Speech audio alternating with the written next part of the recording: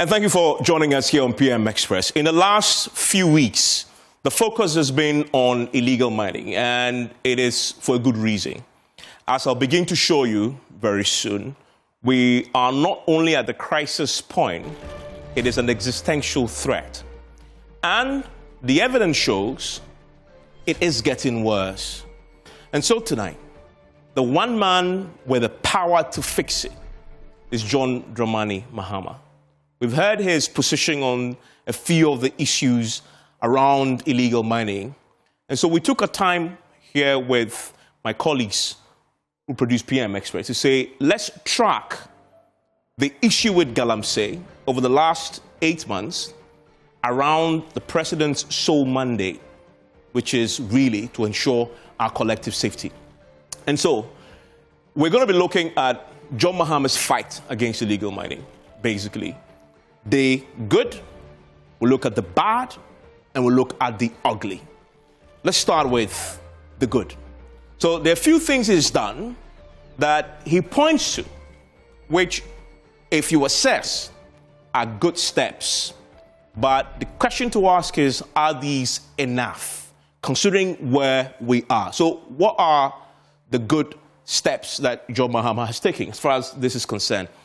Remember that we have the Anti-Illegal Mining Secretariat, which was established.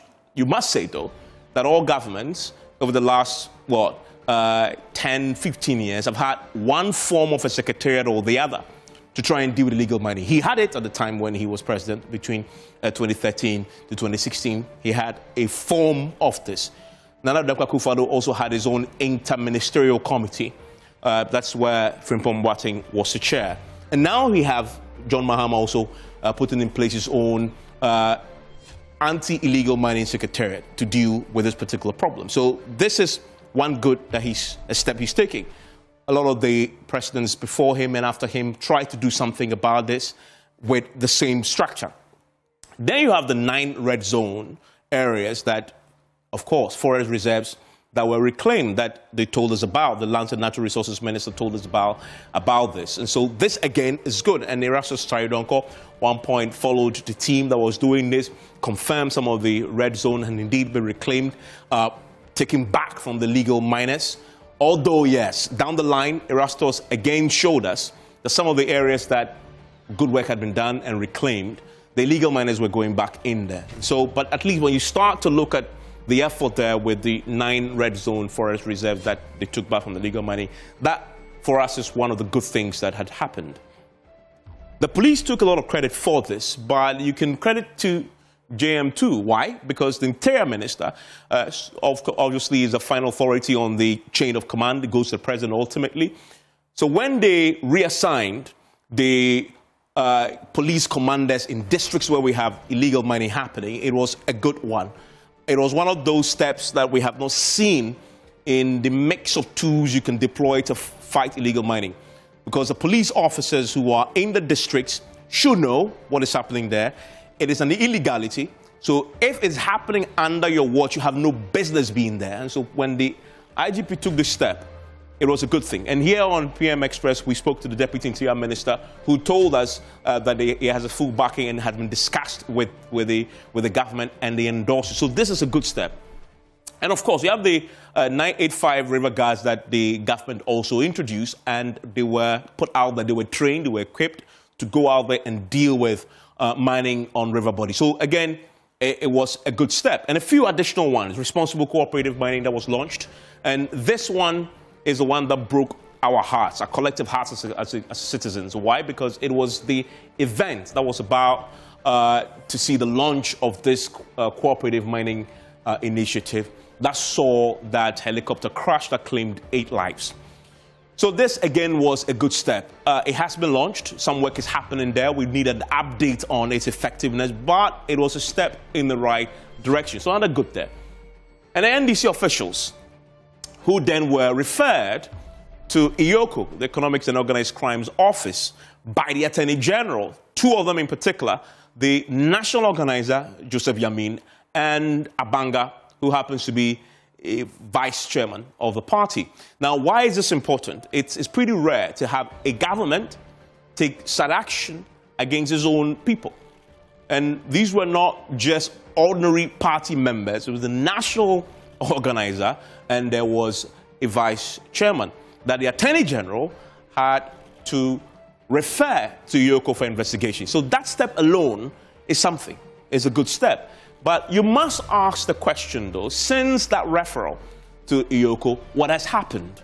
Because often, and I've done this job for quite a while, the state agencies tend to use that approach to avoid scrutiny.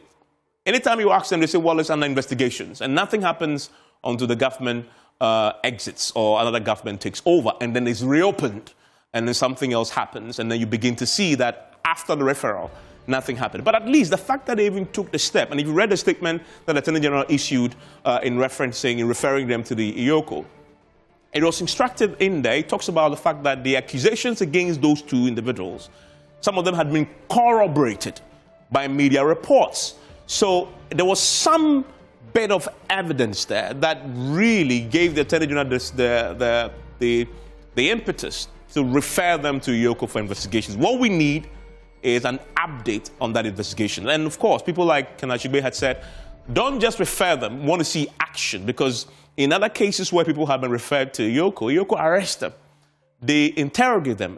We all know what has happened. So why don't we have this? Have they even been arrested since this referral was made by the Attorney General? It's a question, but it at least is a good step taken by the Attorney General. And then you have the excavator question, which obviously is still lingering, but the step that the government took, we believe, is a good step. One is that you need a license to put the excavators on a ship.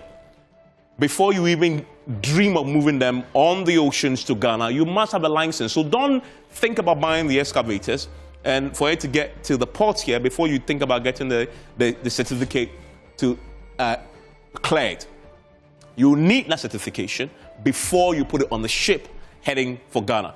That step was a good step. We'll interrogate this a bit more when we come to the other aspects of this. But those are 7 good steps that John Dramani Mahama has taken as far as the fight against illegal mining is concerned. Okay, that is the good. Now, let's look at the bad. And this is where it gets a bit heartbreaking. The bad. The first one that we pulled out was the Gold Board. The Gold Board largely is a very, very good initiative. But as we speak tonight, the Gold Board isn't in a position to tell us if all the gold that they're currently buying from across the country does not include illegally mined gold. They're not in a position to tell us that. I listened to Felix Kwachifusu on the morning show. He was asked that question. He had no direct answer to it. So we can't tell. The fact that we can't tell in itself, for us, comes under the bad label. It is bad that we're not able to tell that the hoard of gold that we are currently buying, with a very good initiative called the Gold Board, does not include illegally mined gold. We must be able to tell that. You listen to the president says the solution to this is to tag the gold, to see where it's coming from. They haven't implemented that yet. So they are not in a position to tell us whether or not the gold that we are buying, which is good, is helping our economy. Part of that isn't from illegal small-scale mining. And to think about the possibility that in there is that the state is actually spending taxpayers' resources to buy illegally mined gold, destroying water bodies. That to think about that possibility is scary. It's a terribly bad step that definitely needs to be dealt with. For us, that's the first most important bad step taken by this government. As far as that is concerned, your inability to distinguish is a problem. But if you look at it, the reason why that trade is booming, gold prices have soared globally, $3,779 an ounce. It's very lucrative. It's the reason why it's coincided with the worsening of the situation. I'll show you the data that shows it's worsening. Because I've seen government officials say, well, if you say it's worse under our watch, show us the evidence. I will show you the evidence pretty shortly that it is worse. Because wherever there's money, there's greed. And when there's greed, life doesn't matter, which is really what we're seeing with illegal mining here. And then you look at the story of the Gold Board, which is doing great work. Of course, if you look at it, there's the whole of 2024, 53.8 metric tons. But then you come to just January to August, so it's talking about 66.7 metric tons. That is an astonishing number indeed to play around. So something good is happening there. It has an economic benefit. The president himself said it, that we've stopped the smuggling of illegal gold out of the country. And yeah, I mean, even if it's illegal, you are ensuring that the benefit is coming to Ghana. But that clearly is a problem. That clearly is a problem. It's like saying, for example, that the booty from armed robbery, let's get it, let's put it back in the system because the economy needs it. No. You have to figure out that you cannot reward illegal miners by paying them to buy their gold. It's just incentivizing them to continue doing illegal mining. This is good for the economy, but we need to disaggregate illegally mined gold from legally mined gold. And that, for me, is a key problem that they have there. And that, for us, is one of the bad steps. And then you have the export, so money coming in, 11.2 billion coming in this period. So it's a very good thing indeed for the economy. We need that. But the question to ask is, at what cost is a fundamental question to ask, right? Then another key bad step from this government is the deportation of those engaged in illegal small-scale mining crime. It's not even a crime. As I've said, it is environmental terrorism. Those engaged in such environmental terrorism, you do not deport them. You prosecute them to the full extent of the law. You have to. You cannot deport them. But we had an update from the ministry, as far as the Interior Ministry is concerned, telling us that they have deported some 107, I believe, illegal small-scale miners who have been arrested. That is not acceptable because it is not deterrent. It's punishment, but it isn't deterrent. Because we've seen, and the politicians simply do not learn. The MPP had the same scenario with Aisha Wan. What they do, they deported her. What happened? She found her way back into the country and went back to do illegal mining. So you have to ask yourself, so what template was the NDC following when they have criticized the MPP for doing just that by allowing Aisha Wan back in the country? And yet, they've chosen to go the same route, which is we arrest the people, instead of prosecuting them, we send them away. That, for us, is a bad step. And we don't know if that has been revised, but it is something that clearly we flagged as one of the bad steps under JM's watch. It is him. Is he ultimately taking responsibility for this? It's him.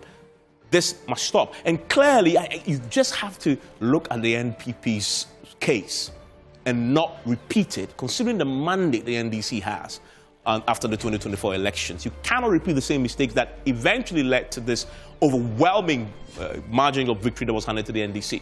And another big bad for us is a failure to repeal this very controversial LI 2462. It hasn't been repealed yet, and for us it's a bad step and a bad commentary on this government over the last, 9 months.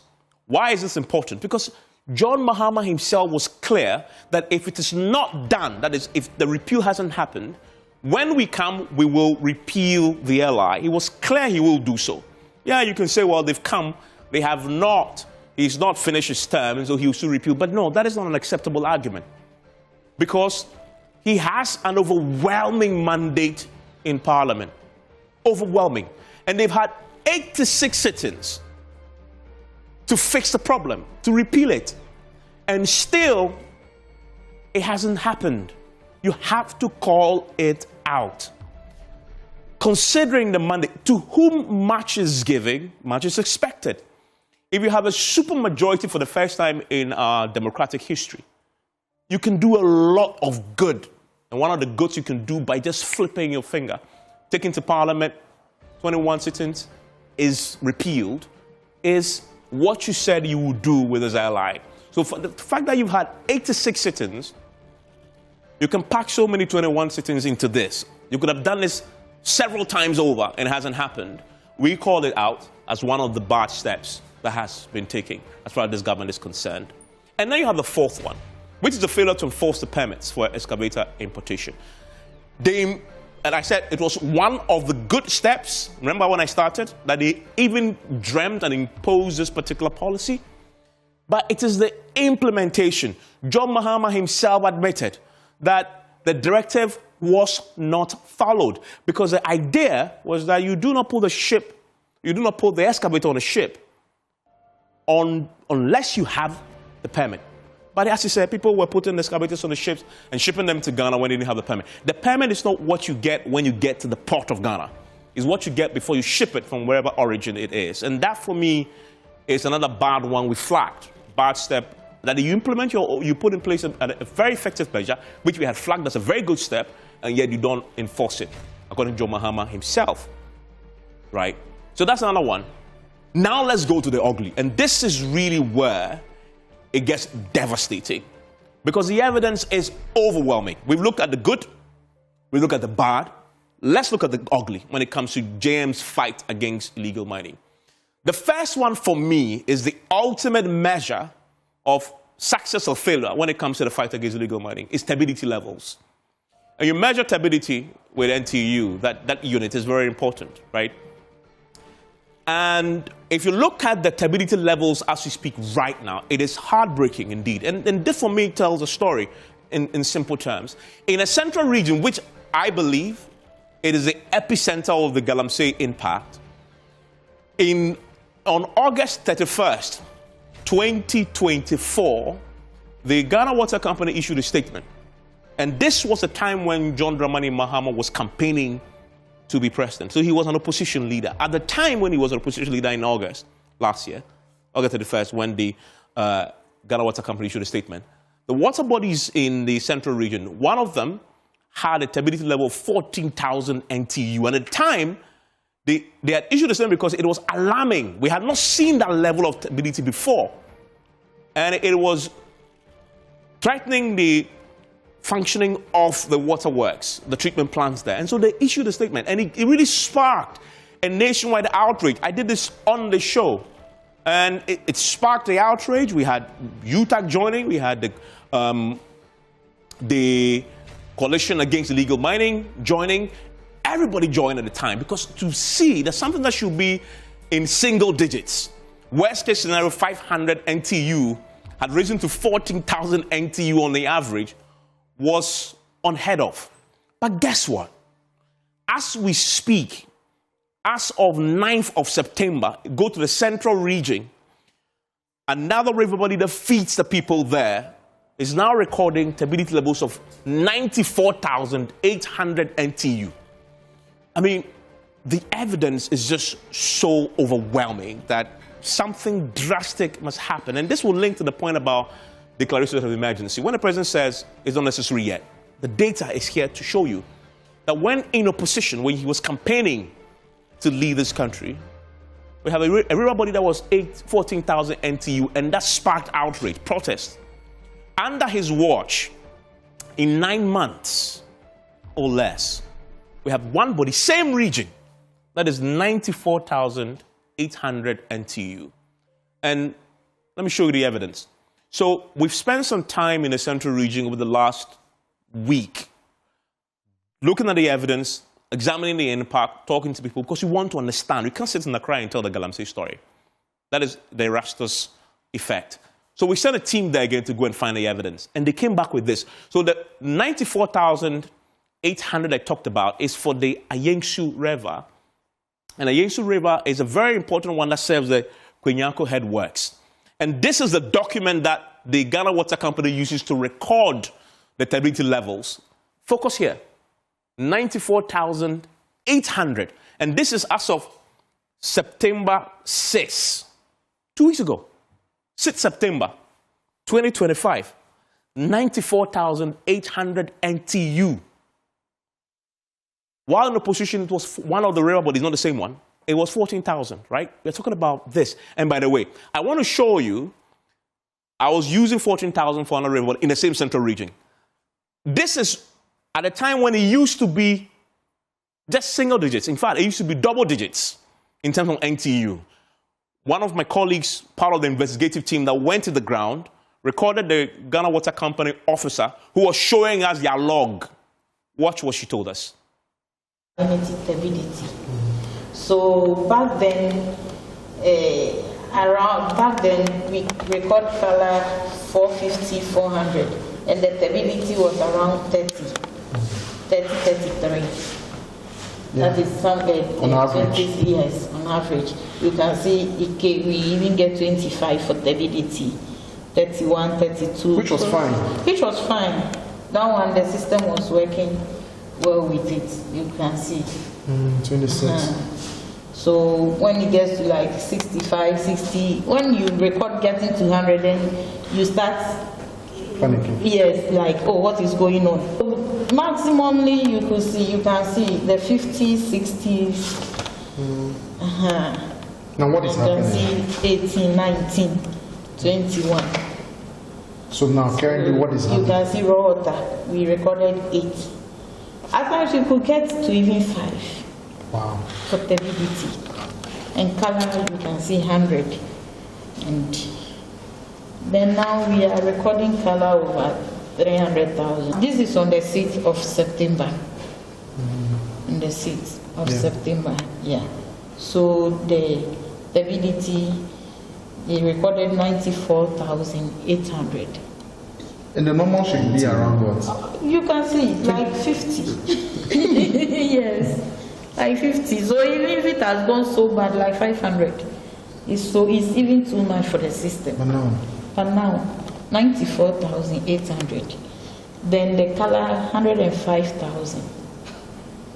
Okay, color of about 100, maybe maximum 500 is now 105,000.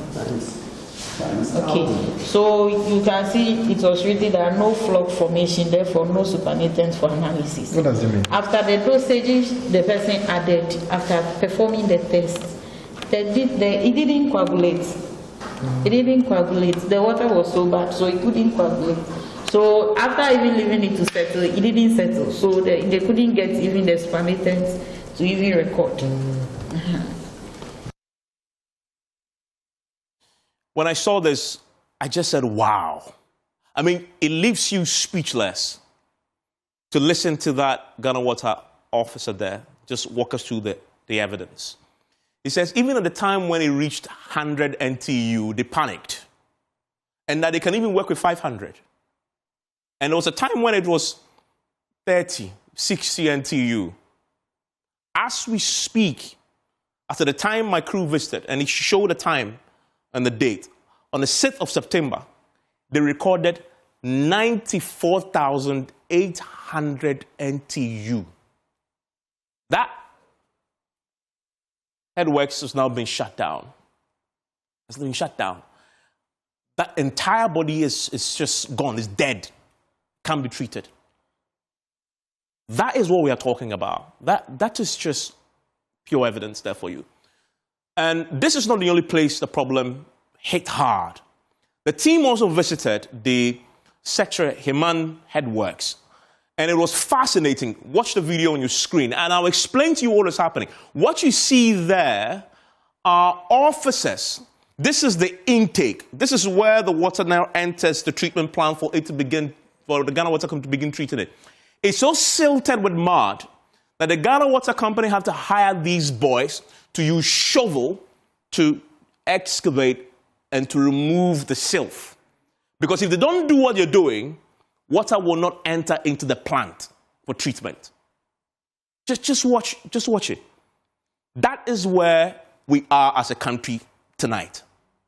That the Ghana Water Company is now employing men, young men in the communities, and this specifically is the Setre Himan headworks. The intake into the plant is so silted as a result of Galamsey that they are now deploying shovels to scoop out the sand. And that's the headwork, that's the intake.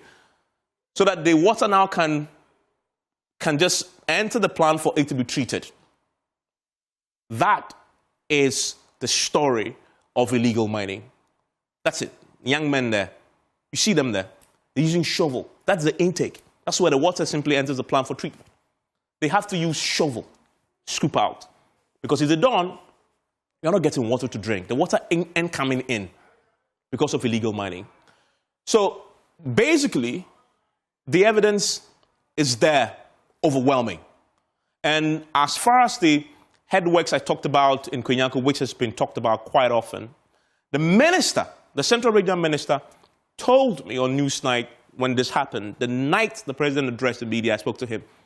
And he told us that 10 districts have been affected. 10 districts have been affected because of the shutdown.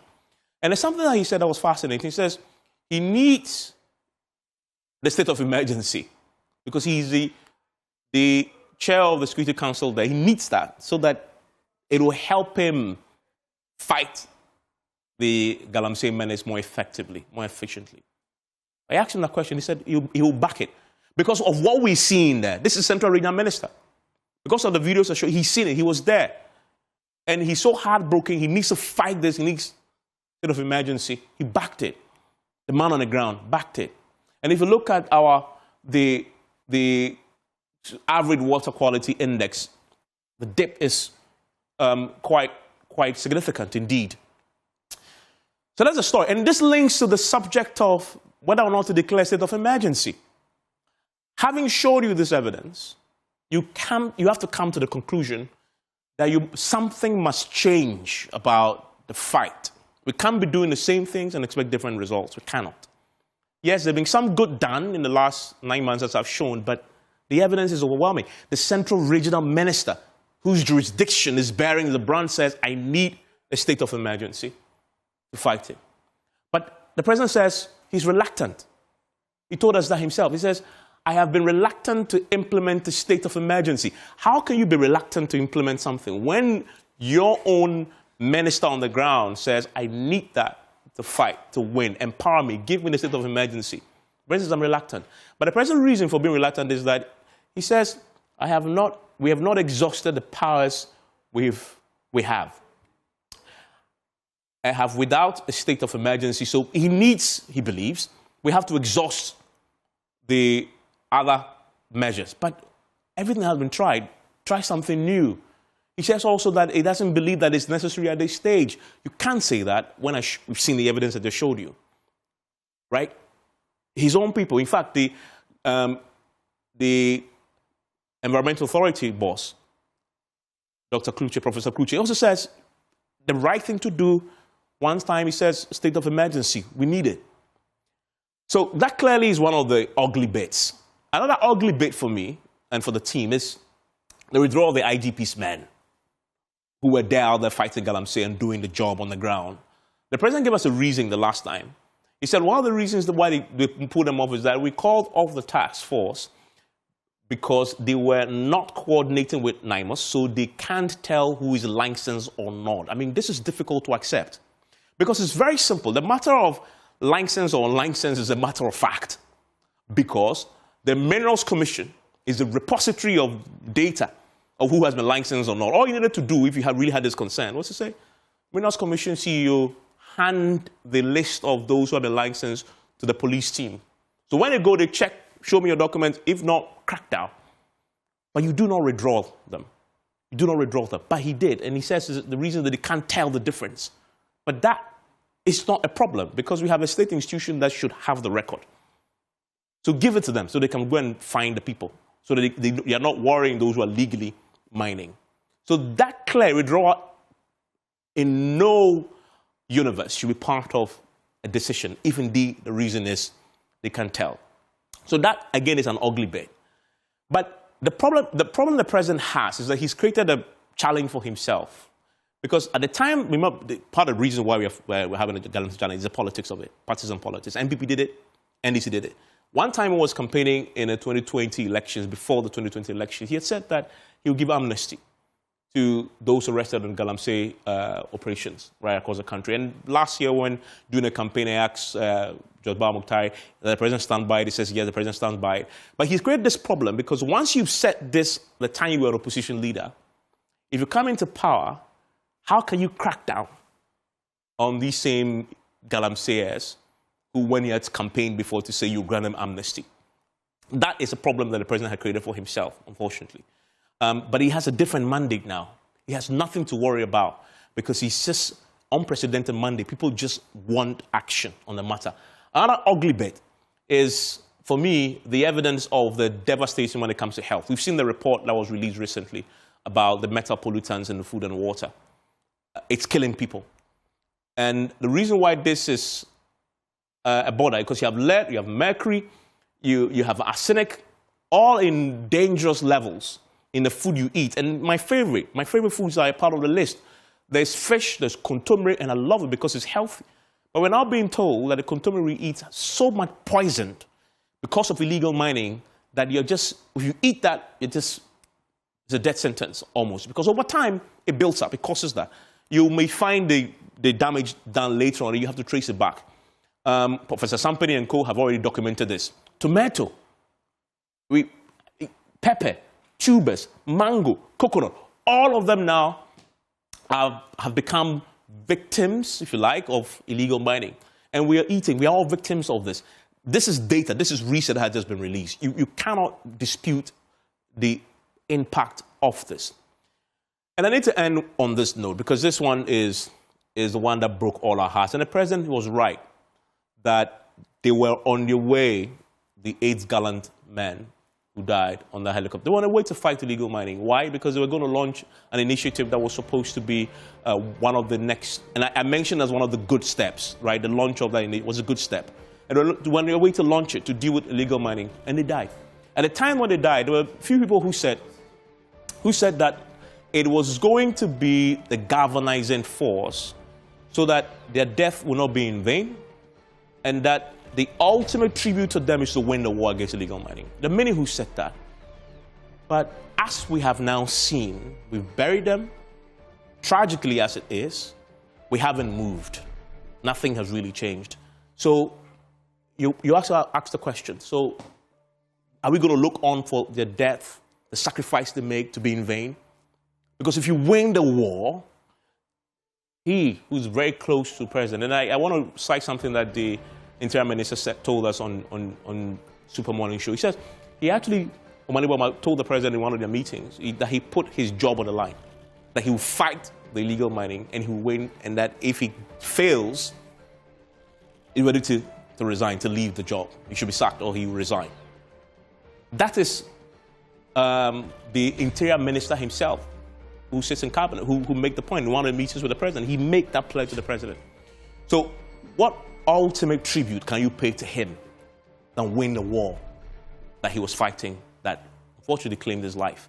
But yet, we haven't seen it yet. And for us, it's one of the uglies that something needs to be done very quickly on this. So yes, the good, the bad, and the ugly. My guests are going to weigh in.